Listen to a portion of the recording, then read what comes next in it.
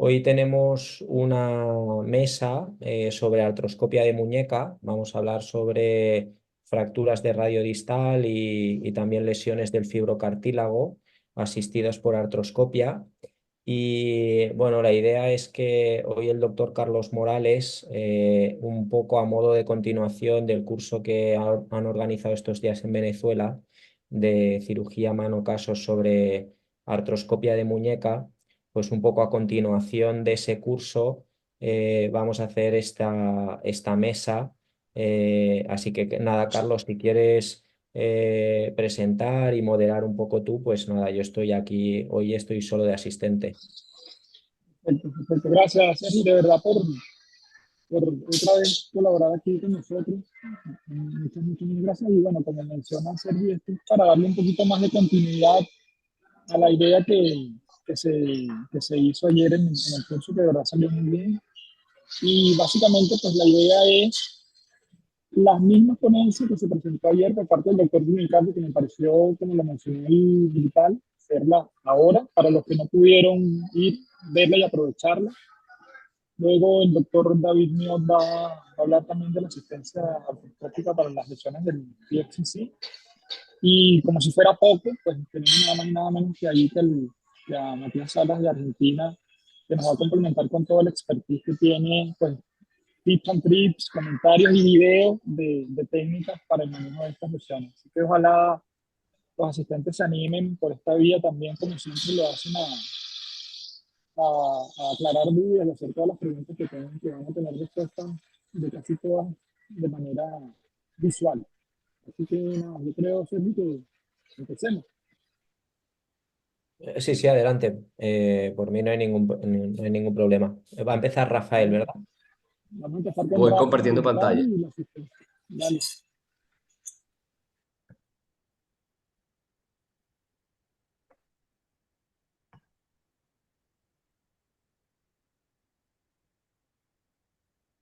Hola, buenos días para unos y buenos días, buenas tardes para otros.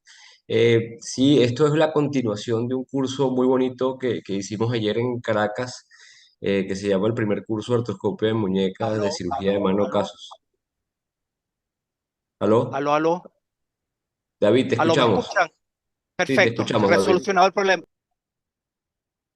Ah, bueno, qué bueno que David solucionó. Y yo tuve la oportunidad de conversar sobre la asistencia artroscópica en fracturas de radio distal. No tengo ningún conflicto de intereses. Y comenzamos diciendo que todos los que vemos estas fracturas deseamos en todo momento que podamos dejarla de esta manera. Y dejarla de esta manera, lo ideal es hacerlo con artroscopia y sin artroscopia. Con artroscopia y sin artroscopia. Lo importante en este caso del uso de la artroscopia es que lo podemos identificar y lo podemos ver, pero nos enfrentamos a que los artículos nos ponen títulos como este, que desde el título nos están diciendo que la artroscopia no ayuda. No ayuda o no tiene ninguna importancia, no tiene diferencia significativa en el manejo con y sin artroscopia. Entonces, más adelante les podré decir o lo que mi función en este momento es intentar en estos próximos minutos darle mis opiniones del por qué yo sí utilizo artroscopia en trauma. Un permisito, Rafa, porfa. Eh, la idea, lo primero es que aumenta el tamaño, hay magnificación y luz. Entonces yo con mucha luz y con magnificación puedo ver mejor todos los fragmentos, puedo ver mejor la superficie articular y de esta forma manejar bien esos fragmentos. Además puedo drenar el hematoma intraarticular que probablemente se pueda traducir en menor daño condral, esos depósitos de hemosiderina, y probablemente también pueda disminuir el dolor postoperatorio. Además de lo que todos sabemos del manejo de las lesiones asociadas que no son poco frecuentes. Importantísimo que puedo ver también la posición del material y por qué no los pacientes cada vez lo están pidiendo más, pero sobre todo porque gano experiencia.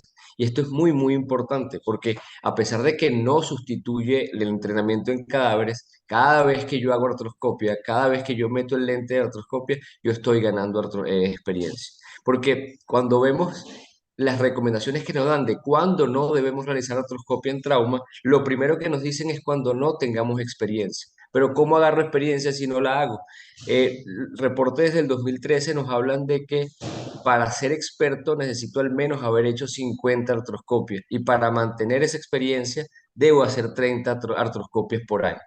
Si aprovecho estas fracturas, que son las que más frecuentemente nos enfrentamos como cirujanos de la mano, pues puedo, si no lograr las 30, por lo menos acercarme a ello y mantener la práctica y mantener la experiencia. Otras contraindicaciones relativas, digamos, son las fracturas abiertas, lesiones extensas de tejidos blandos y cuando estamos ante un síndrome compartimental. Y digo que son contraindicaciones relativas porque eso se refiere sobre todo al líquido cuando utilizamos artroscopias húmedas, pero tenemos también la forma de hacerlo con artroscopia en seco que nos da esa ventaja de que evitamos una posible extravasación y nos permite manejar muy bien eh, esos fragmentos articulares. Y si queremos o necesitamos en algún momento utilizar algo de líquido, algo que yo utilizo es colocar una jeringa en el trocar del lente y se va consumiendo a demanda. El shaver va succionando y vamos utilizando líquido a demanda. Entonces es una forma de hacer una artroscopia híbrida, pero con consumo a demanda de este. Para mí es fundamental poder mover la mano durante la, la- la cirugía, por eso hay que utilizar tractores de muñeca que nos permitan la movilización de esta para poder, a veces los fluoroscopios o el intensificador de imágenes no son los más cómodos. Los portales que comúnmente utilizo es el 3/4 y el 6R, son los principales y a partir de ahí pues se va desarrollando la cirugía. Y los portales palmares que no son de rutina, pero pues hay que saber y conocerlos para echar mano de ellos cuando sea necesario. Este es un caso que les quiero mostrar, una fractura por cizallamiento palmar, que aquí, además de que se logró una buena reducción de la fractura, con una fijación muy estable, lo más importante lo van a ver es en la siguiente diapositiva. Fíjense acá, se logra una reducción anatómica de la superficie articular, se comprueba que es una fijación estable, pero lo más importante lo vemos en esta diapositiva, son tornillos que quedaron verdaderamente subcondrales y que sabemos que no están intraarticulares porque lo estamos viendo de forma artroscópica. Entonces podemos atrevernos a hacer fijaciones un poco más extremas gracias a este advenimiento de la artroscopia. Y donde es fundamental es en estos fragmentos tipo die punch, donde se deprimen los fragmentos articulares y tenemos que subirlo. No hay una forma fácil de hacerla sin artroscopia. Este es un caso de un paciente de 33 años, es médico, jugando fútbol, se cae y tiene esta fractura. Lo que me llama mucho la atención es este fragmento osteocondral que está entre el intervalo entre el escafoides y el semilunar, que se repite esa imagen en la tomografía y cuando lo evaluamos artroscópicamente, observamos que efectivamente es un fragmento osteocondral que está rotado muy pequeño, que sería muy difícil de manejarlo y que seguramente se traduciría en malos resultados funcionales si no los tratamos. En este caso, adicionalmente, se hizo, además de la fijación, se hizo una fijación de una lesión del fibrocartílago que tenía. Esto nos permite también hacer eso, manejar lesiones asociadas en nuestros pacientes. Y, ¿por qué no?, en malas uniones. Esta es una paciente, una odontóloga, joven, veintitantos años, 24 años, que vive en un pueblo o en una ciudad, porque es capital de Venezuela, una ciudad pequeña que se llama San Fernando de Apure. Llega a Valencia, que es donde yo estoy trabajando, diciendo que le habían dicho que en su muñeca no había nada. Y evidentemente sí hubo una fractura por un cizallamiento palmar que comprometió la fosa semilunar del radio, que lo confirmamos con las tomografías. Este escalón articular que tenía le impedía a la paciente lamentablemente trabajar, le impedía ejercer su función como odontóloga por el dolor y por limitación funcional. No podía flexionar la muñeca, no podía hacer la flexoextensión de la muñeca. Y le hice una planificación o le planifiqué y le hice una artroscopia y una osteotomía intraarticular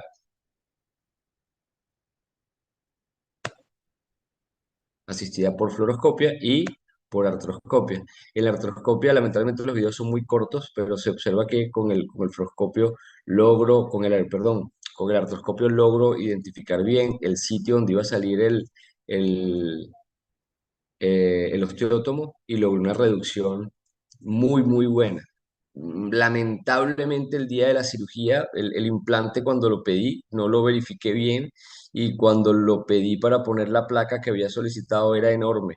Ella era una paciente pequeñita y la placa era muy, muy prominente. No era, eso es una cosa que nos sucede en Venezuela, que a veces traen materiales que no son tan delicados y pues, no le iba a hacer más daño que colocarle esta fijación. No me siento muy orgulloso de ella, pero afortunadamente la cuidé, la protegí con férula y tuve un muy buen resultado radiológico y funcional. La paciente a los 3 meses ya tenía un arco de movilidad completos, estaba ejerciendo la odontología y el video de la derecha es de esta semana, del lunes de esta semana, que me envió cortésmente, ella misma se lo tomó viendo que estaba moviendo. Ahora volviendo a la evidencia y volviendo al primer artículo, si desmenuzamos bien ese artículo, vemos que sí, a pesar de que el título es bien limitante, que nos dicen que no ayuda, pues cuando uno lo desmenuza ve que la artroscopia sí tiene mejor función a los 3 meses, que los pacientes tuvieron una recuperación más rápida, que tuvieron 21 días menos de reposo. Eso en pacientes de edad funcional y laboralmente activos es importante, que nos permitió lo que ya sabemos, el diagnóstico y tratamiento de las lesiones asociadas, mejor reducción articular y lo que les mostré del control de la posición de los tornillos interarticulares, con la desventaja de que el tiempo quirúrgico evidentemente es un poco más largo y volvemos a lo mismo, necesita personal entrenado, necesita personal experto. Por eso, uno de mis mensajes es que hay que hacer artroscopia, hay que hacer y hacer para poder seguir ganando y llenándonos de experiencia.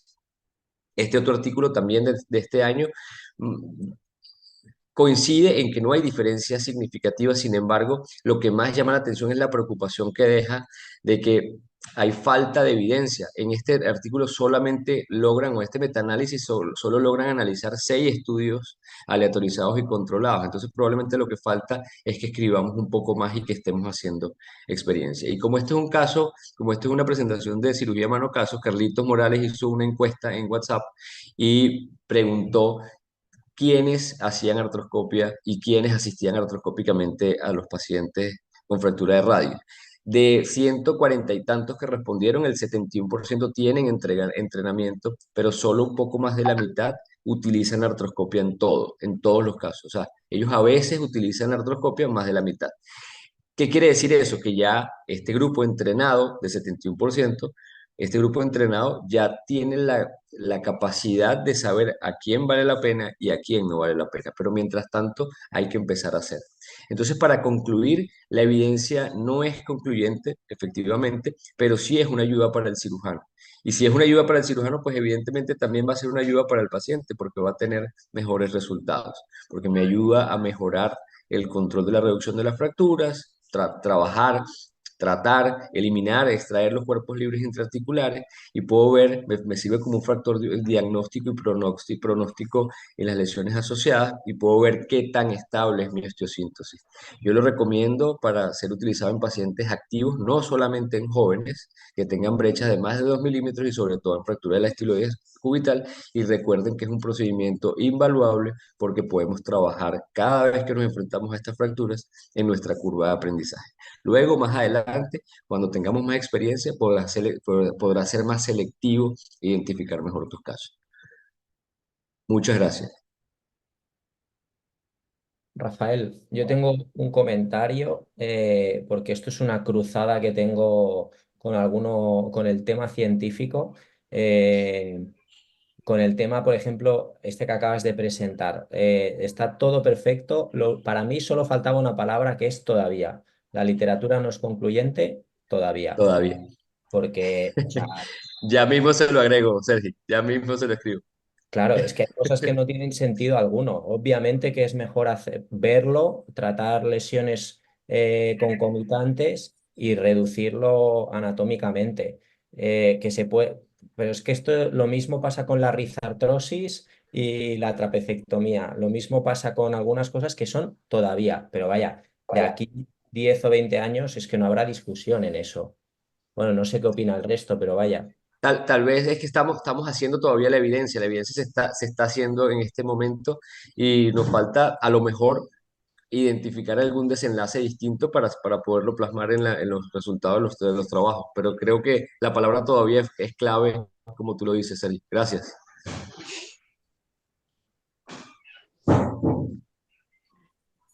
No sé si prefieren ustedes que sigamos de una vez con la de David y después al final vamos abordando y respondiendo las preguntas que se puedan ir haciendo de los dos temas.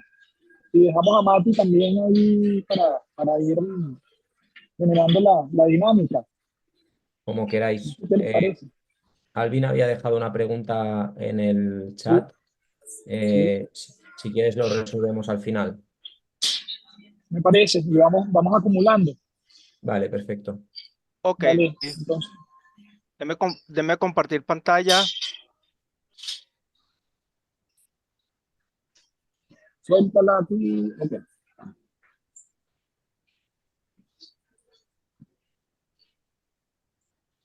Bueno, perfecto. gracias por la invitación a Carlos, al doctor Barrera. Y continuando con esto del primer curso que se hizo de artroscopia básica de muñeca en Caracas, vamos a hablar un poquito del fibrocártilago triangular y tal vez está muy dirigido a los muchachos nuevos que están tratando de comenzar y que uno está tratando de impulsar para que se metan en este mundo de la artroscopia, ¿no? Vamos a hablar un poquito del complejo fibrocártilago triangular. No, declaro no tener conflicto de intereses. Para mí siempre es importante el que no sabe la anatomía donde se está metiendo, realmente siempre va a ir al fracaso, nunca va a tener buenos resultados y eso es muy importante, tanto saber la anatomía como la parte vascular. Eso nos va a dar un buen pronóstico en nuestros tratamientos. Recordar que el firocartílago transmite más o menos el 20% de las fuerzas, varía según la rotación que tenga el antebrazo. Depende de la varianza ulnar, las diferentes transmisiones. Es un estabilizador primario de la radiocubital distal y estabilizador de la zona carpo-ulnar. La mayoría de las veces de las lesiones son caídas con la muñeca en pronación-extensión. He tenido muchos pacientes con tracción del lado cubital y muchos son cargando la maleta cuando la van a sacar del carro del aeropuerto. Por supuesto, esto va a crear consecuencias de posibles inestabilidad en la radiocubital distal, pérdida de fuerza del extensor carpis ulnaris y muchas veces tendinitis. Mickey en el 2000 había publicado que prácticamente el 100% de los pacientes mayores de 50 años tienen algún tipo de lesión del fibrocártilago triangular. Recordar, la más utilizada es la clasificación de Palmer, traumática y degenerativa, y actualmente está la del doctor Atsey, que es una prolongación de la clasificación 1B, en la cual nos va a decir si es reparable o no es reparable, si la reparación debe ser capsular, debe ser focal o debemos realizar algún tipo de reconstrucción, sea ligamentaria o de salvataje de artroplastia porque hay un daño articular en radicubital distal. Clínica, por supuesto, dolor del lado cubital. En algunos pacientes puede existir un clic. Hay edema, hay inflamación del tendón extensor carpis ulnaris. Siempre hay un punto exquisito de dolor en el fibrocártilo triangular. Dolor a la desviación cubital y la compresión axial. Muchos pacientes cuando les mandamos a que ellos simplemente se apoyen con las manos para levantarse de la silla, eso produce dolor. Y algunos pacientes pueden cursar con o sin estabilidad o otros simplemente una estabilidad mínima. El diagnóstico, en algún momento se usó la artrografía, actualmente está el ultrasonido para detectar las posibles lesiones y sigue siendo estándar la resonancia magnética nuclear, preferiblemente con contraste intraarticular. Hay que hacer siempre un diagnóstico diferencial y el diagnóstico diferencial va a ser lesión del ligamento lunotriquetral, fracturas, avulsiones del triquetrum, artrosis pisotriquetral, neuritis de la rama sensitiva del nervio cubital y compresión del canal de Guillain. El tratamiento en general siempre va a ser conservador en un primer momento, no todo el mundo debe ir a cirugía para ello y simplemente es una inmovilización La literatura habla de 2 a 4 semanas, reposo, AINES, un muy buen programa de rehabilitación y modificación de los hábitos. Tal vez la modificación de los hábitos actualmente con los deportes actuales, el querer hacer más actividad física es el más complicado de poder controlar, ¿no? Y aquí vemos un esquema en el cual son 3 fases en las que primero se controla el edema, se controla la musculatura, después se empieza a fortalecer la musculatura y después se hace una reeducación muscular para tener una mejor función. Ahora bien, si el tratamiento quirúrgico falla, ya tenemos que ir al tratamiento, perdón, al tratamiento conservador, vamos al tratamiento quirúrgico. Y siempre he estado entre abierto y artroscópico y tenemos ya este trabajo del 2008 que hablaba de que no había diferencia a largo plazo si se hacía abierto o se hacía artroscópico, pero actualmente las nuevas publicaciones nos hablan de que realmente el tratamiento ideal es hacerlo vía artroscópica. Y esto porque tiene ciertas ventajas. Y las ventajas son, uno, el paciente tiene una menor morbilidad. Eso representa que con mínimas incisiones el paciente tiene menos dolor, se recupera mucho más rápido y es más colaborador en el momento de la rehabilitación. Como le dijo Rafael, estamos viéndolo con magnificación. Podemos ver lesiones asociadas que en forma abierta muchas veces no lo vamos a poder ver y tenemos mejor alcance porque hay zonas, ciertas zonas que abierto nunca vamos a poder llegar como queramos. Cuando vamos al tratamiento, si es lesión radial, Weibro y Osterman hablan solamente de una debridación siempre y cuando no haya lesión de los ligamentos ulno, radial, tanto volar como dorsal. En el momento que tenemos alguna lesión, ya tenemos que pensar en una reinserción de estos ligamentos porque ya es un paciente que debe tener una inestabilidad radiocubital distal. Aquí viene la diferencia. Si queda un remanente o no queda un remanente. Si no hay remanente, la reinserción debería hacerse vía transósea. Si queda un remanente de ligamento a nivel radial, podemos hacer una reinserción simplemente ligamentaria con sutura del mismo. Las lesiones centrales con un debilitamiento muchas veces más muy bien. Ahora, si el paciente tiene algún tipo de cúbito plus, que es la mayoría, debemos siempre asociarlo con un procedimiento de Waffer, que también lo podemos hacer artroscópico. La lesión periférica tal vez es la más común y por eso hay tanto y hay que tener un plan para el tratamiento de ello. Porque cuando vamos a la literatura, tenemos suturas en partes blandas, si hay poca inestabilidad, suturas transóseas, si tenemos mucha inestabilidad, y el tipo de sutura que podamos utilizar, si va a ser polipropileno, si va a ser polidiaxona o va a ser supersutura. La configuración de la fijación, tenemos anclas a nivel foveal, anclas extraarticulares, anclas knotless que podemos utilizar si va a ser transóseas guías y existen trabajos con usando fijaciones con las mismas suturas meniscales como el tipo Fat Fix y la configuración de la sutura, si la sutura va a ser en forma horizontal o va a ser en forma vertical.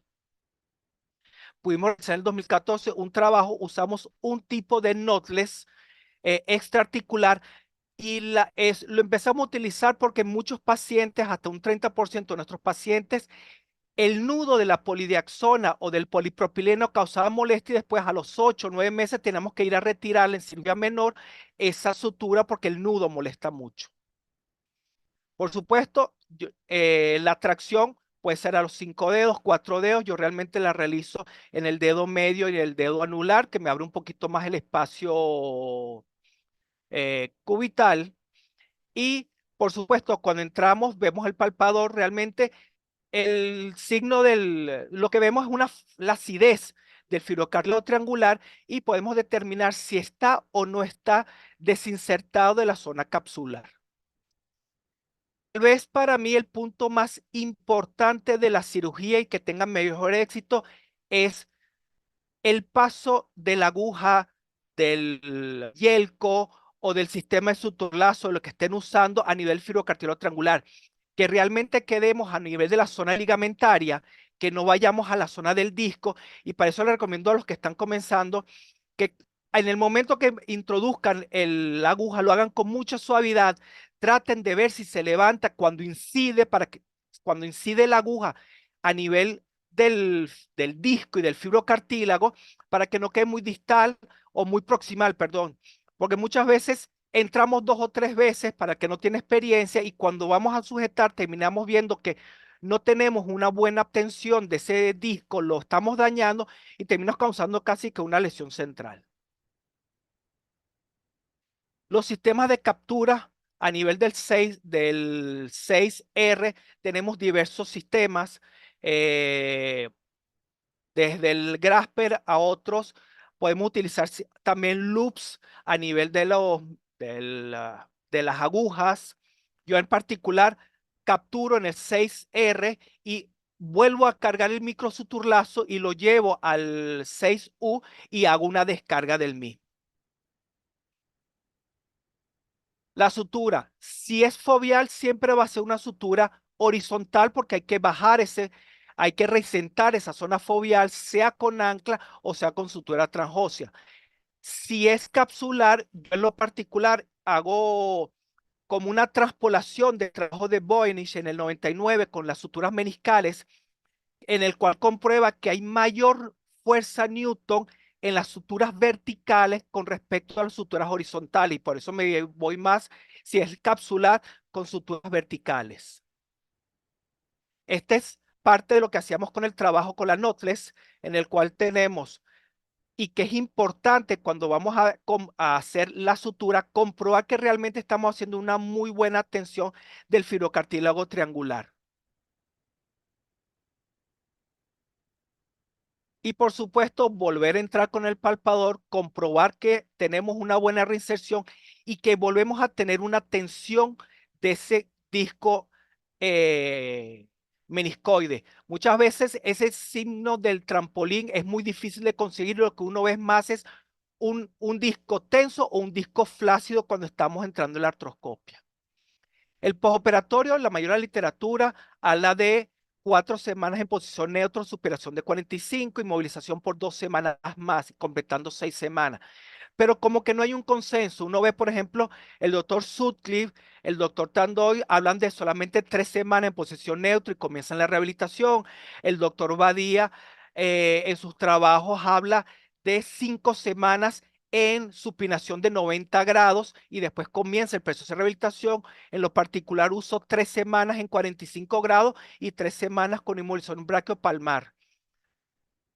El regreso a las actividades, si todos concluyen que es a partir de las 10 a 12 semanas para poder volver a las actividades laborales y actividades físicas. Como todo procedimiento, no estamos exentos de complicaciones. Indiscutiblemente la infección siempre en todo procedimiento quirúrgico. Podemos tener lesión de la rama sensitiva cubital y por eso la doctora Esplugas nos habla de que cuando vayamos a hacer la sutura es mejor tener en supinación ese, ese antebrazo porque estamos alejando la rama sensitiva del nervio cubital. Lesión de la rama sensitiva radial, si hacemos una reinserción a nivel radial. Lesiones condrales la vamos a ver muy frecuentemente para la gente que está comenzando en el mundo de la artroscopia porque no es fácil, y eso pasa en todas las artroscopias que la gente esté comenzando. En algunos pacientes pueden ser rigidez articular, puede crear un dolor residual y en muchos pacientes, como les dije, la molestia al material usado. Muchas gracias.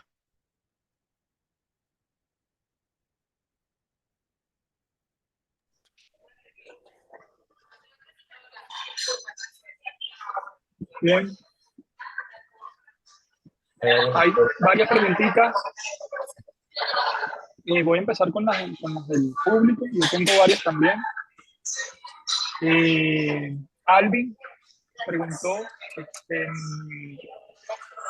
si realizas la fijación, este es para ti, Rafa, si estás por ahí. Se realiza la fijación de los fragmentos articulares provisionalmente y luego coloca la placa o fija la placa a diáfisis y luego reduce los fragmentos articulares. Eso lo preguntaron ayer también en el congreso. No sé, Rafa, ¿qué puedes decir? Y aprovechamos de una vez después, Mati, que nos hables tú también de eso. Sí, ayer preguntaron eso y la forma ideal, la forma correcta es que depende de cada fractura. La mayoría de las fracturas uno las arma o las intenta armar antes de pasar a la artroscopia y luego termina de hacer la reducción de la superficie articular y la va fijando con alambres, ¿sí? Con clavos, con clavijas de Kirchner para luego terminar la fijación con los tornillos. Entonces es un ir y venir. Comienzas por la parte no artroscópica, pasas a la parte artroscópica y luego vuelves a la parte no artroscópica y vuelves a revisar y a confirmar artroscópicamente. Eso es un ir y venir. Entonces, por eso lo chévere es la versatilidad que a veces algunos tractores dan, que uno puede, sin tener que quitar la tracción, pasar de un lado al otro. Eh, Fabio ayer nos daba un tip importante que no se me ocurrió agregarlo hoy en la presentación, que es siempre, pero es una estrategia que uno debe hacer con o sin artroscopia. Uno arma cuando son fracturas articulares desde el borde cubital a partir de ahí, que es el fragmento más importante. Entonces, la clave es esa, ir armando poquito a poco y si es necesario solo clavijas, pues se van poniendo solo clavijas para luego sustituirla por los alambres. No sé qué dice Mati, que es el más experto de todos. Bueno, buenos días, gracias. No, coincido con vos, Rafa, en casi todo. Sí, la realidad es que comenzamos en forma abierta, intentamos hacer una reducción, fijamos la diáfisis con ayuda de fluoroscopía, usamos la maniobra de reducción de tracción de Livernoux, que es compresión axial para reducción de fragmentos, sobre todo en fracturas de menos de 3 semanas de evolución. A veces creo que en toda Sudamérica es difícil operarlas antes de las 3 semanas, pero es lo que intentamos y es lo más importante, sobre todo para el uso de la artroscopía. Luego de que nosotros creemos que hay una reducción o una reducción provisoria, colocamos la artroscopia, hacemos un lavado y ahí realmente es donde confirmamos que muchas veces la fluoroscopía nos engaña con respecto a lo que es la artroscopía o la reducción. Y ahí es donde vemos fragmentos totalmente depresibles y no reducidos. Está muy estudiado y hay muchos trabajos que hablan de un criterio intraobservador de casi 2 a 3 milímetros de engaño entre lo que es la fluoroscopía y luego lo que es la reducción artroscópica. Luego ahí lo que hacemos es un lavado y realizamos la reducción de los fragmentos. Tratamos de trabajar a 2 o 3 cirujanos, mientras un cirujano trabaja por artroscopía y mantiene y realiza la reducción de los fragmentos articulares. El otro cirujano es el que se encarga de la fijación de los tornillos en la placa. Ese es un poco el protocolo que nosotros hacemos en casi todas las fracturas. Y otra cosa a tener en cuenta, que por lo menos en Argentina, que siempre vivimos en una situación crítica, muchas veces no tenemos las placas para fragmentos específicos o las placas con prolongación de fragmentos de los case, de los fragmentos bueno, de extensión articular y nos tenemos que arreglar con clavijas y con placas normales y comunes de radio anatómicas. Entonces es muy importante mantener la reducción con clavijas y no decir, bueno, esta está reducido, se mantiene, porque sabemos que hay los fragmentos dorsales y volares, dorsal rim o el volar rim, que realmente no los podemos sostener con este tipo de placas que en la mayoría son las que nos autorizan las obras sociales. Y acá es un dilema porque los operamos con el material que nos autorizan o no los operamos. Entonces tenemos que rebuscárnosla y operarlos y dejar clavos o pines en forma temporaria para evitar los colapsos. También sin duda creo que la artroscopía de muñeca es fundamental para las lesiones asociadas, para las lesiones, sobre todo el firocartílago, las lesiones condrales y las lesiones escafolunares, y nosotros siempre que podemos las reparamos. Sí, yo tengo una pregunta para todos, incluido tú, Sergio. Si ustedes tuvieran la posibilidad de contar con el artroscopio siempre, siempre, asistirían todas las fracturas de radio artroscópicamente. A ver, si tuviera la oportunidad, Carlos, lo haría con todos. El problema, bueno, igual que puede pasar en Argentina, es los seguros no te dan las posibilidades de poder hacerlo. Pero si pudiera, sí lo realice. Incluso extraarticulares, ¿sabes? Sí, fíjate que hasta hace 3 semanas tuve la oportunidad de hacer un procedimiento de radiografía artroscópica, paciente con una fractura o con una fractura articular. Pero en un primer momento la escafolunar se veía bien, se veía reducida.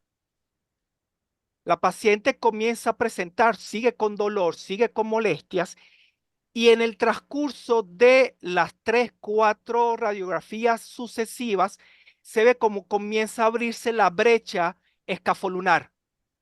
Claro, cuando ya acude y entro con el artroscopio, me doy cuenta que tengo ya un Geissler 2 y coloco el tornillo.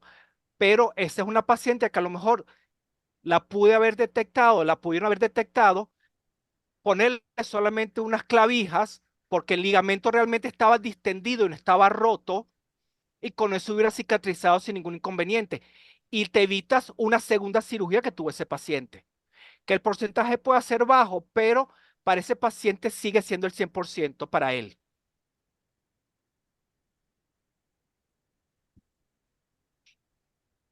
Coincido, David. Coincido. Nosotros siempre que podemos usamos artroscopía de muñeca, incluso en fracturas extraarticulares. Una fractura coles con un desplazamiento a dorso mayor a 30 grados está demostrado que da una lesión o inestabilidad radiocubital distal. Y realmente uno quizás operaría una fractura con una placa extraarticular, la movería en forma precoz y luego tendría un problema por la no inmovilización de una lesión concomitante que no fue ni a investigarla, y es un problema para ese paciente. Así que incluso si el seguro o las obras sociales, como le decimos nosotros, la mayoría de las veces no lo reconocen, nosotros intentamos hacer artroscopía igual, tenemos nuestros equipos, igual le ponemos el artroscopio al paciente. Son 2 puntitos o 4 puntitos, pero realmente le evitamos una segunda cirugía inmovilizándolo o reparando la lesión si la tiene. Mira, perdón, Rafa, esta es una pregunta igual relacionada a esto. Mati, ¿qué signos en las fracturas extraarticulares radiológicos, como el que mencionaste tú, pero además de ese, te hacen sospechar a ti de que pudiese haber algo más en esa fractura extraarticular? Bueno, Además lo de que la, pasa de es que la inclinación dorsal. por supuesto que es muy difícil realizar radiografías dinámicas en estos pacientes, es imposible. Entonces, muchas veces tenemos un pseudo frente y un pseudo perfil de una guardia hospitalaria o de una guardia de un centro privado, pero tratamos de ver que no haya traslación en el perfil, ¿sí? De lo que es el cúbito, sobre todo a dorso, que es el 80% de los casos, y tratamos de ver que en forma estática no haya alguna apertura escafolunar ni tampoco un desplazamiento que normalmente se produce del escafoides, ¿sí?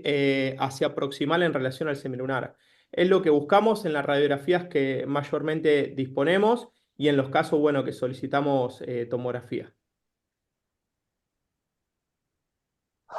Rafa, siempre si pudieses harías artroscopía. ¿Y qué otros signos ves en las extraarticulares que más o menos te hacen como que pensar en que pudiese haber ahí Sí, algo a nivel de carpo? en un mundo ideal, si tuviese siempre disponible la artroscopia, siempre la utilizaría, sin duda. Eh, Algo que veo en las extraarticulares es si está asociado o no también fracturas de la estiloides cubital. Generalmente ahí me haría pensar de que puede haber un compromiso del fibrocartílago. Y si ves esa lesión en la estiloides ulnar, ¿cómo es tu approach ahí? ¿Cómo manejas Pues eso? tradicionalmente lo que uno aprendió desde siempre es que uno fija la estiloide. Sin embargo, ahorita la tendencia cada vez más es a no prestarle tanta atención a la estiloides y más al fibrocartílago, ¿no? Lograr una reinserción, ojalá foveal, si la lesión es foveal, para lograr la estabilidad y olvidarse un poco de la parte ósea. Ahí realmente lo importante son los ligamentos. Sin embargo, si no tengo la en ese momento no tengo el artroscopio disponible, pues lo que hago es que fijo la estiloides y si se logra la estabilidad radiocubital distal, pues me quedo tranquilo. Si no, pues me tocaría ir abierto. Mati, por aquí pregunta, tiempo límite para una reparación foveal. Y si ahí nos puedes editar con algún videíto que tengas por ahí, bueno, de reparación o de reconstrucción, no estaría de Carlos, más. repetime la pregunta, por favor. Sí. Tiempo límite, pregunta Silvina, para la reparación foveal. Ya, nos pasamos ahorita a TFCC. Ok, bueno, es una pregunta grande, ¿no? No es lo mismo un paciente de 20 años, un paciente de 30 años, un paciente de 50 años, y no es lo mismo un paciente deportista que un paciente no deportista o que hace actividad de fuerza o no actividad de fuerza, ¿no? Sí sabemos que a partir de los 35, 40 años empieza una degeneración de todo lo que es el disco y la estructura ligamentaria, ¿no? Pero vamos a un caso ideal, un paciente de 20, 30 años con inestabilidad. Si con inmovilización luego de las 3 semanas continúa con inestabilidad, una lesión foveal con inestabilidad radiocubital distal, nosotros le indicamos la cirugía.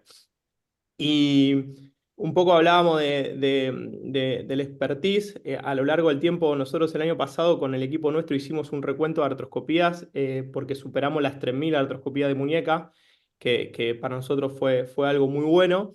Y evolucionamos, creo, mucho en cuanto a la técnica de reparación foveal. Pasamos de reparaciones sin túnel a reparaciones bitúnel a monotúnel, a reparaciones a una banda central, a hoy que hacemos reparaciones a doble banda isométricas.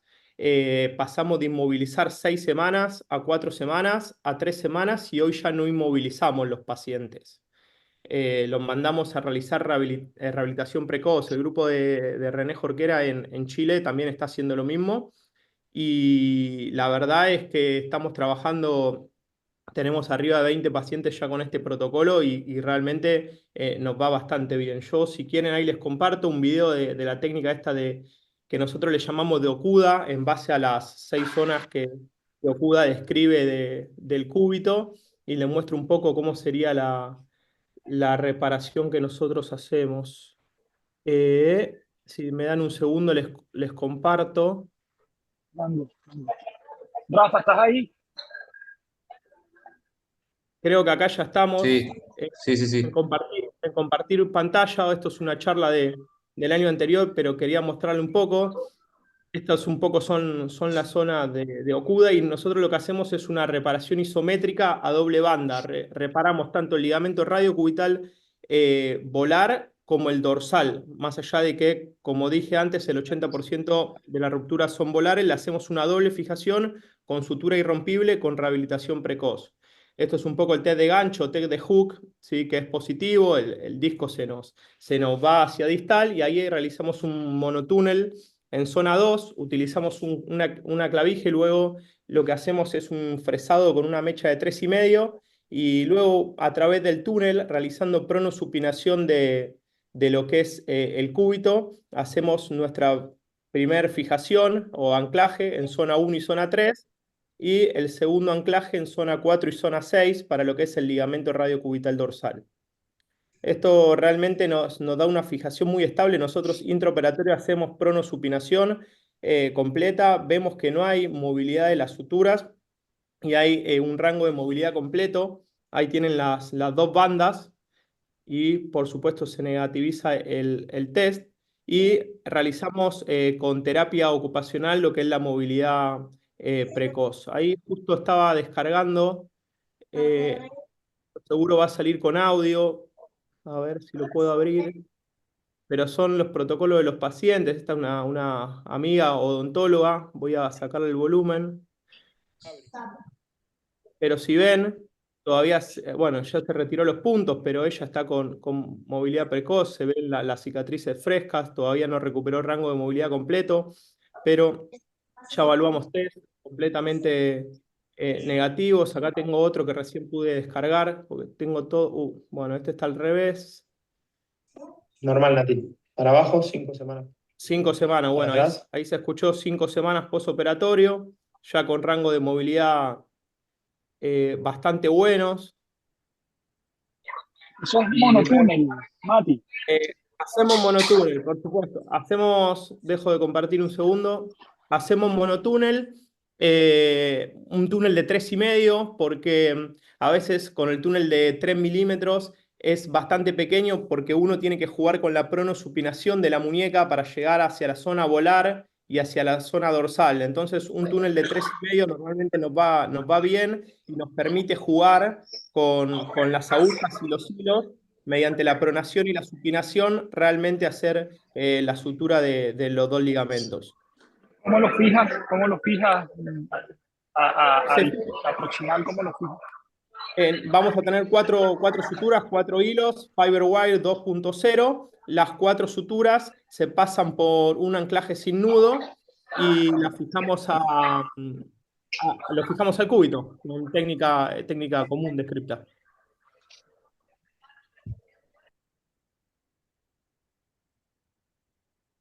Y Rafa, Dímelo, ¿estás por dímelo. ahí? Sí, aquí estoy. ¿Tú crees que Mati con 3.000 artroscopías sea experto o todavía le falta? Todavía le falta un poquito. Mira, Déjame, por Carlos, aquí, compartir. Carlos, me olvidé, tengo acá en la diapo de sí, sí. abajo que le mostré el paso a paso. Esto lo voy a poner a ver si puedo en modo presentación. El paso a paso de cómo es por afuera. Bueno, está obviamente acelerado, ¿no? Es un video de técnica y este es el paso a paso de afuera, ¿no? Colocamos nuestra clavija, vemos que sale en zona 2, hacemos la disección, colocamos nuestra fresa y luego hacemos el pasaje de los shooters y de los hilos.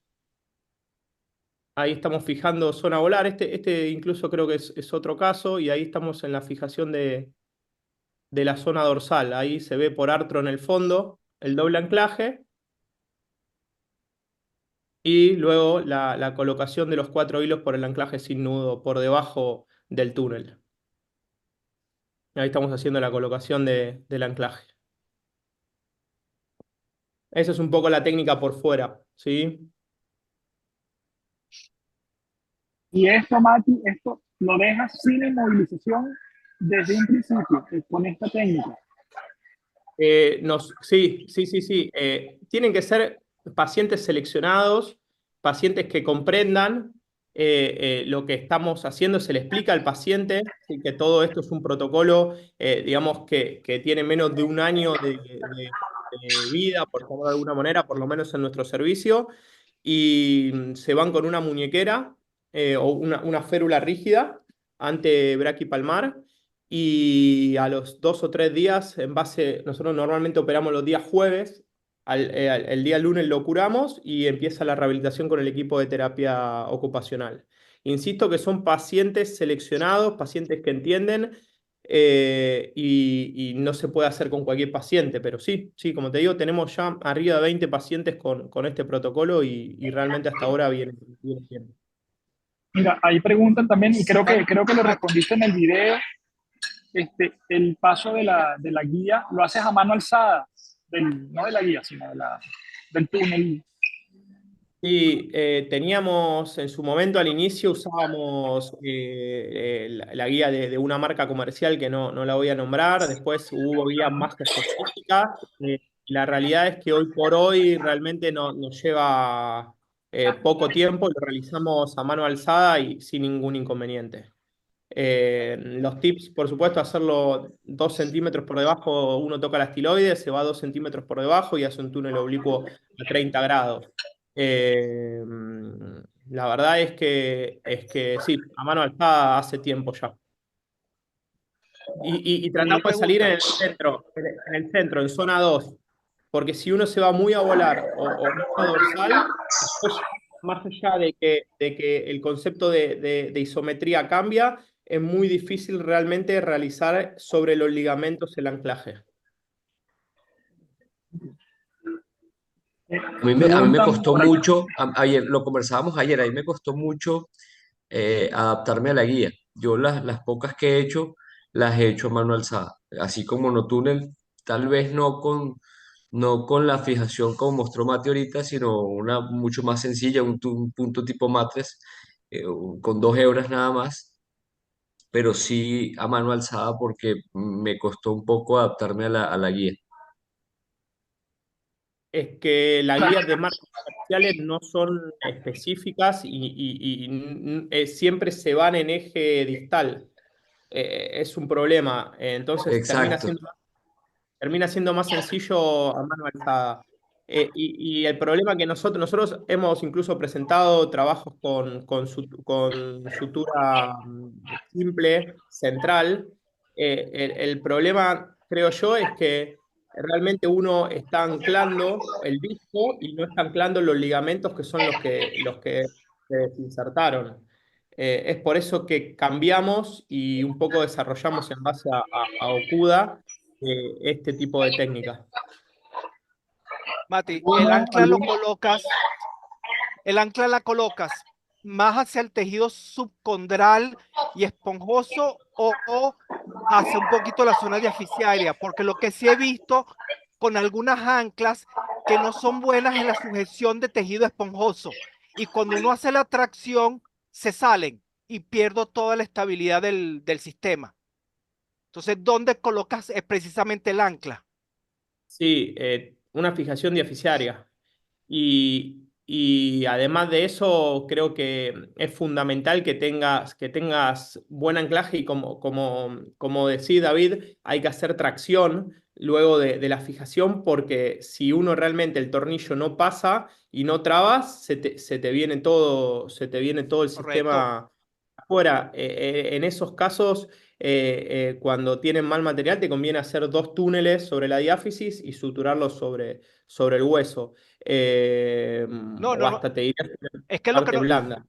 normalmente, lo que normalmente hemos hecho es suturarlo al hueso y el trabajo que presentamos fue por un tipo específico de ancla sin nudo que se sujeta a la cortical interna y nos daba una mejor estabilidad. Pero por eso las que no tienen ese sistema, querés saber justamente dónde la anclabas, porque a nosotros todas se nos salían. Sí, sí, diaficiaria. Preguntan a todos los que hacen meniscos si alguno inmoviliza el codo en el postoperatorio inmediato. Yo las 3 primeras semanas el codo va inmovilizado. Normalmente prefiero usar una pinza de azúcar eh, porque evito la pronosupinación para que una mejor cicatrización ligamentaria. Eh, Me permite algo de flexión del codo y después de la tercera semana sí, porque yo todavía estoy con el protocolo de 6 semanas, de la cuarta a la sexta, un antebraquio palmar. No sé cómo lo hace Rafa. Rafa, Mati, No escuché bien ahorita lo último que dijo David, disculpa. Rafa, la pregunta era si tú movilizas después de una reparación de fibrocartílago el codo. Sí, sí, yo lo inmovilizo con una pinza de azúcar, con una pinza, una férula tipo Monster, eh, lo inmovilizaba, lo inmovilizó unas 4 semanas. Pero ahorita, pues sabiendo lo que muestra Mati, vamos a ver si nos atrevemos a ser un poco menos Más agresivo. conservadores. Sí, para ser un poco más agresivos. Mati, ¿y por qué no bitúnel? ¿Por qué no bitúnel? Sí, ¿por qué no dos Realmente túneles? creo yo es una cuestión práctica y quizás de formación que con un túnel grande realmente puedo traccionar y llevar ambas suturas hacia la fobia sin ningún inconveniente. Resonancia magnética en fracturas de radio distal. ¿Qué hacen de rutina? ¿Tienen alguna indicación específica para hacerla? No la indican nunca. En agudo no lo indico nunca. Rafa, Nunca, tampoco, nunca. Nunca lo he hecho, no Mati, lo he hecho. sí, Mati. No, no, no, tampoco. No le indicamos.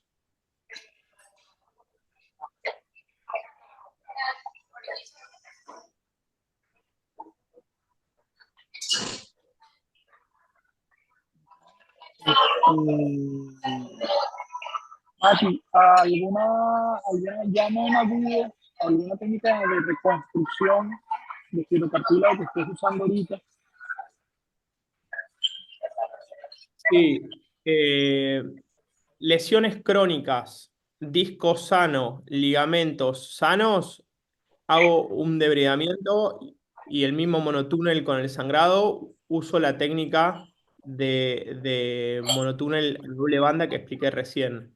Lesiones crónicas, retracción ligamentaria, incluso estamos viendo cada vez más asociaciones de, como llama el doctor del Piñal, de constelaciones, de lesión central con lesión foveal, lesiones extensas, centrales y foveales, hacemos una ligamentoplastia cubital. Lo que empezamos a observar también es que hay normalmente los ligamentos radiocubitales, tanto volar y dorsal, en su inserción sobre el radio, están sanos incluso en lesiones crónicas. La retracción es foveal y hay un desgaste central, por supuesto, el paso del tiempo o incluso por una lesión asociada, en lo que se llama lesiones en constelación. Y ahí lo que hacemos es una ligamentoplastia cubital. A ver, yo tengo que tener algo de esto, si me dan un segundo, que también sacamos el palmar menor, lo dividimos en dos y hacemos una cincha o una reconstrucción de los ligamentos foveales. Creo que acá tengo un caso de esto que les puedo mostrar un poco cómo es. Comparto pantalla, Carlos, si te parece, y le muestro. ¿Estás silenciado? Espero que me hayas dicho que sí. Sí, Bueno, ok. Acá. Esta es una técnica de Sang, no es nuestra, del año 2021, creo.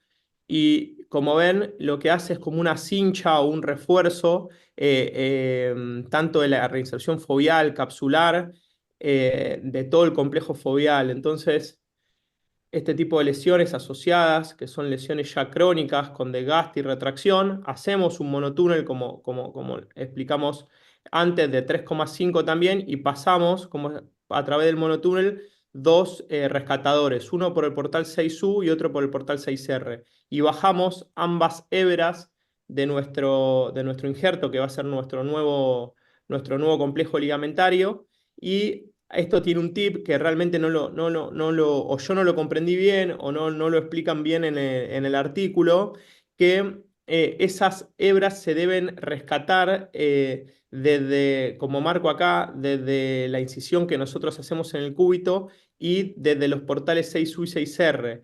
Y ambas hebras, tanto la volar como la dorsal, se deben suturar sobre sí mismo.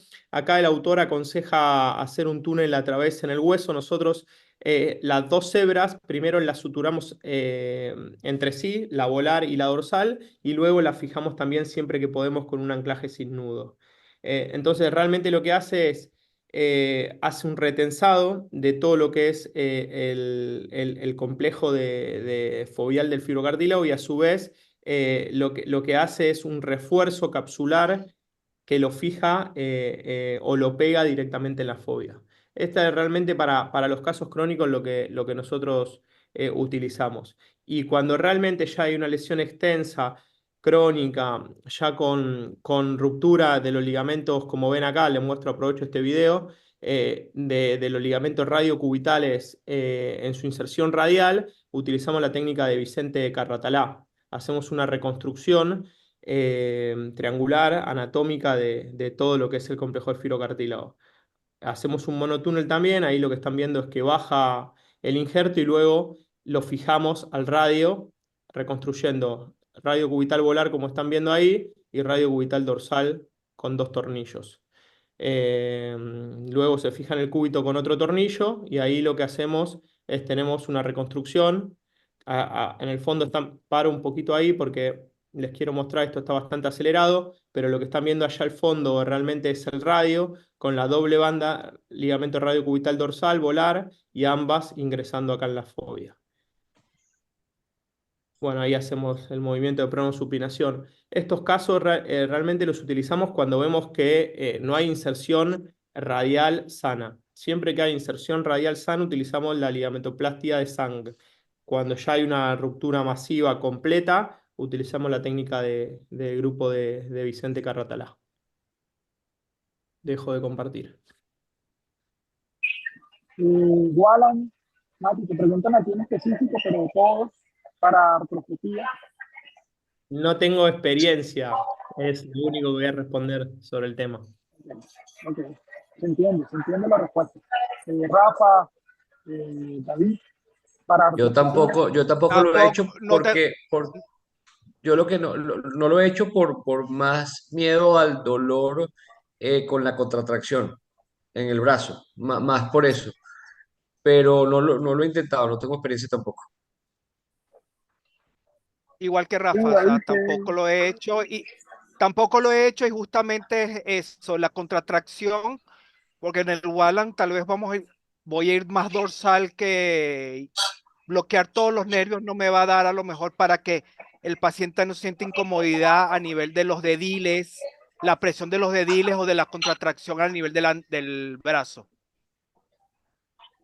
pero si tuvieses esas variables controladas, ¿qué utilidad real quirúrgica le verías al Walan en estos escenarios?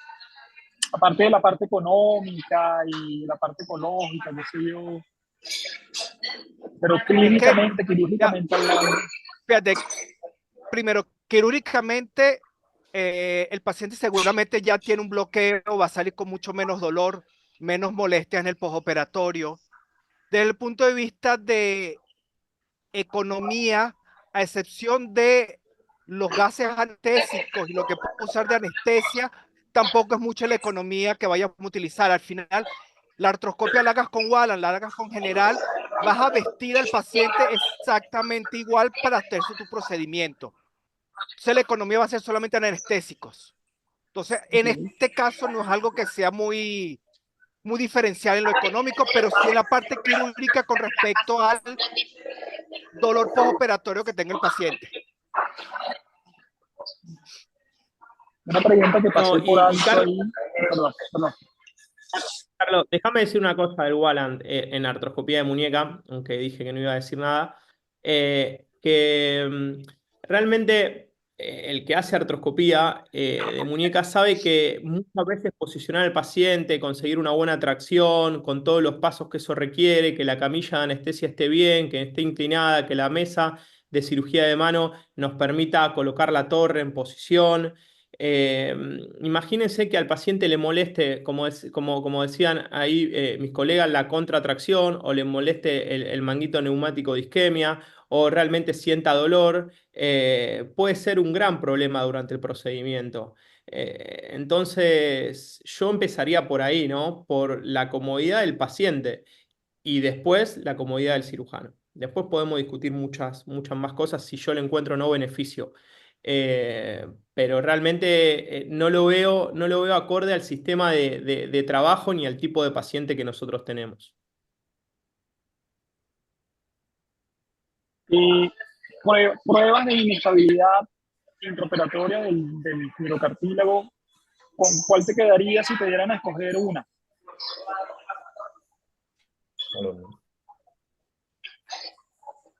¿Me escuchan? Sí. Sí. ¿Y Balón artroscópicas? Sí, claro, dos, two, needle. ¿En cuál confías más? De inestabilidad, yo estoy usando el hook test. Sí, ok. Sergio, ¿y tú? Yo, hook test y balón test. No artroscópico clínico, pero vaya, en la mayoría de cosas coincido con Matt. Utilizo monotúnel, me funciona bien. De hecho, en una charla que hizo Fernando Corella, él también utiliza monotúnel.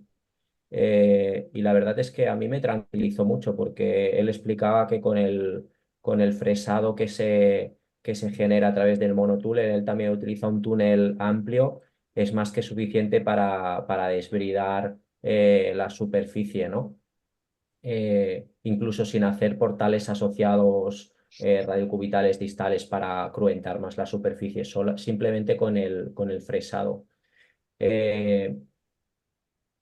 Y ya está. Yo también utilizo doble hebra, y en algunas ocasiones lo que he visto es que en vez de hacer las dos hebras paralelas, las cruzo entre ellas, y de esa manera me da la sensación como que en algunos casos en los que el fibrocartílago igual es un poco más fino y demás, me da más estabilidad. A veces lo utilizo paralelo y a veces lo utilizo cruzado, pero el hecho de dejarlo cruzado no me gusta dejar tanto hilo en superficie, pero sí que me da la sensación que tengo mejor tracción. Pero bueno, tampoco tengo grupos comparables entre ellos, ¿eh? Eh, y quería preguntarle a Mati, en estos casos que yo les pongo una férula antebraquial y enseguida se la cambio a una Munster durante 3 semanas. Pero en estos casos que los deja movilizar tan rápido, supongo que les explicáis algún tipo de limitación, ¿no? O sea, no pronar más de 45, no supinar más de 45. ¿Cuál es el protocolo? El paciente le decimos que es como si fuera que está yendo a un jardín de infantes o a un colegio, porque realmente su terapista es la guía y es la que le va a enseñar el protocolo. Se van con una férula Munster, una férula rígida, antebraqui, corta, de muñeca, y su límite es más allá de como has dicho, nosotros le decimos 60-60 en realidad de supinación y pronación. El límite es el pequeño dolor que el paciente sienta a la rotación, automáticamente tiene que entrar en reposo. Y durante las primeras 3 semanas, la pronosupinación no es máxima, sino que es hasta 60 grados.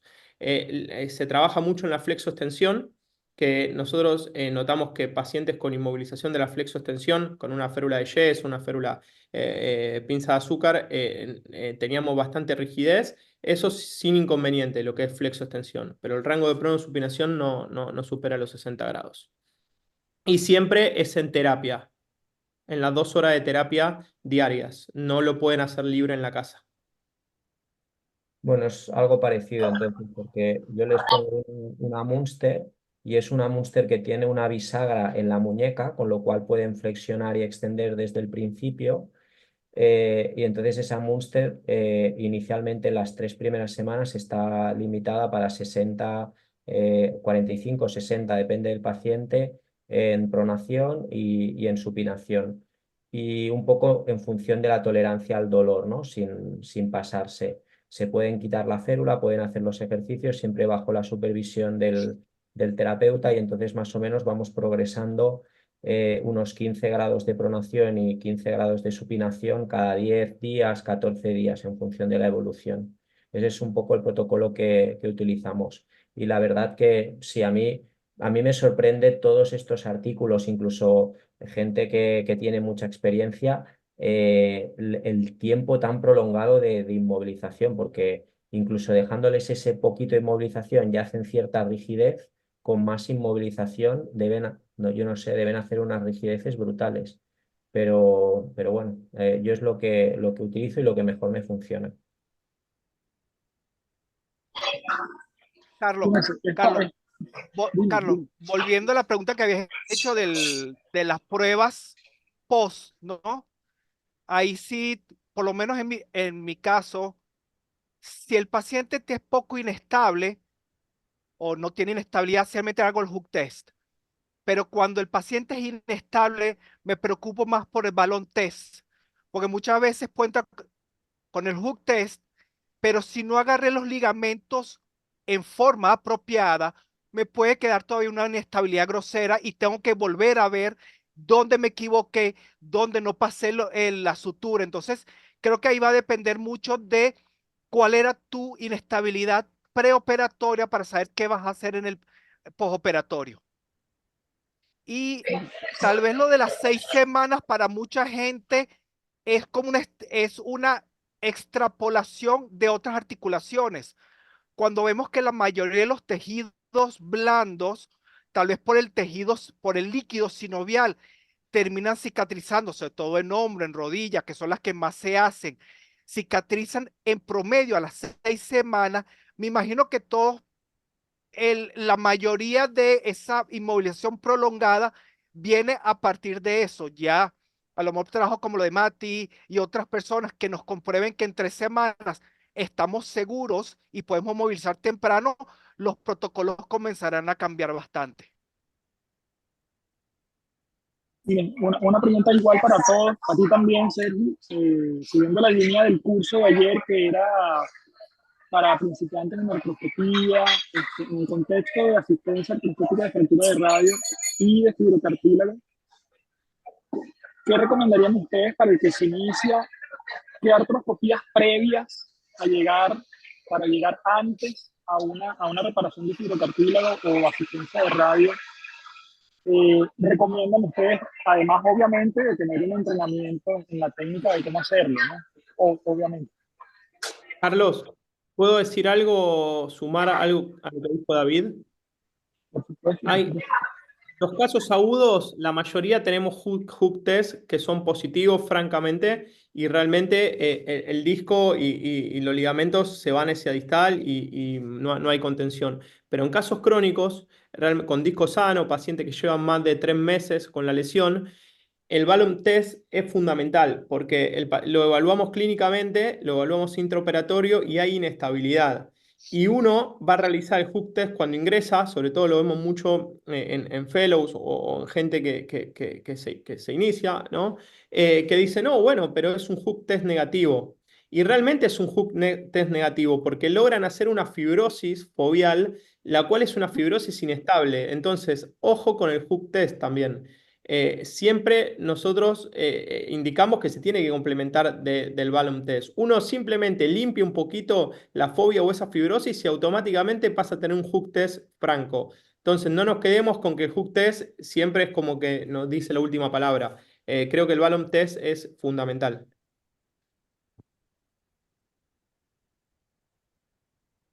¿Quieres, Matt, tú? Continúa con, te refresco la pregunta que más o menos cómo serían esos pre-steps antes de llegar a esto que estamos hablando que tú recomendarías.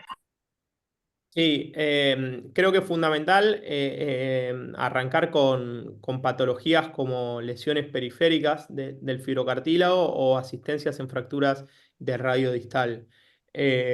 No recomiendo, como dicen, tengo un ganglión, comencemos con un ganglión, porque realmente es un dolor de cabeza, como decimos nosotros, porque uno para trabajar sobre el ganglión trabaja sobre el dorso y tiene que cambiar toda su configuración visual de la artroscopía.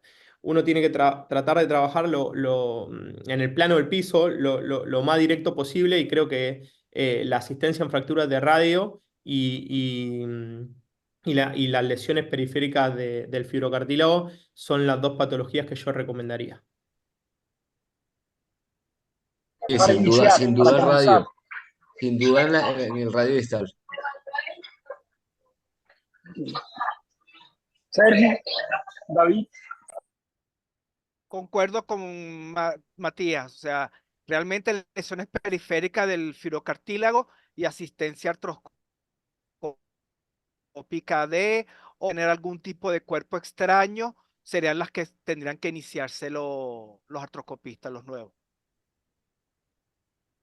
Sí, yo estoy de acuerdo y quizá también esos casos que sirven de artroscopias diagnósticas, ¿no? A veces ese dolor escafolunar dorsal de larga evolución, pacientes que vienen, que han visitado varios médicos, que tienen un dolor que no acaba de resolverse, pues también creo que son buenos casos para iniciarse, ¿no? Para evaluar un poco artroscopia diagnóstica y bueno, es una forma de también de obtener experiencia.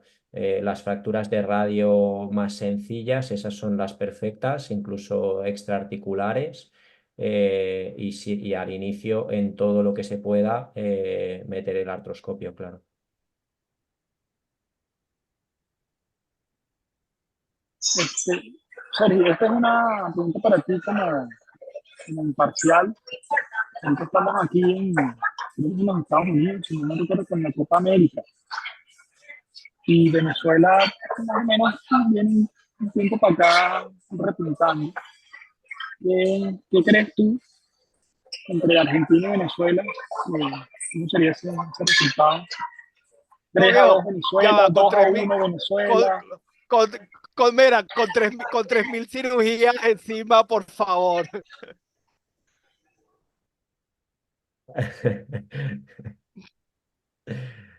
Me pones en un compromiso. Creo que no sabe, no responde. No sabe, no responde.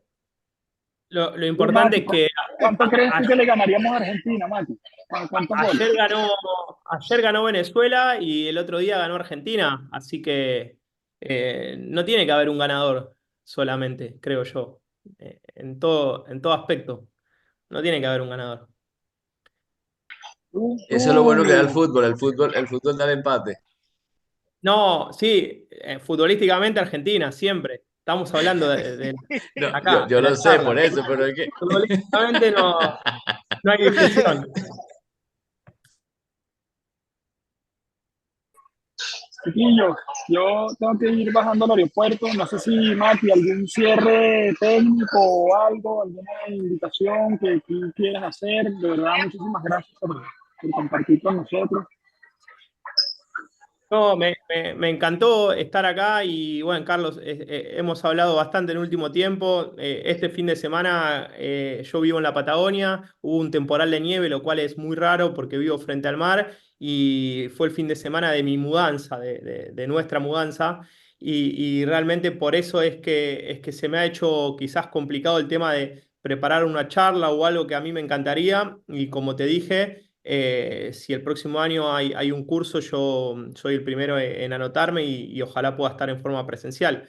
Realmente me encantó. La primera vez creo que comparto con Sergi un webinar, nada, algo conmigo que generaba mucha expectativa para mí y realmente las ponencias de Rafa y de David me parecieron excelentes. Así que gracias, Carlos. A ti, abrazo, Mati. Nos estamos ahí viendo pronto. Gracias. Un abrazo grande para todos. Gracias. Gracias a todos, un abrazo. Gracias a todos y Oh, un gracias. abrazo y gracias por la invitación. Gracias a todos. Gracias, Carlos. Y gracias a David, a Rafael y también a Mati. Un abrazo y nos vemos pronto.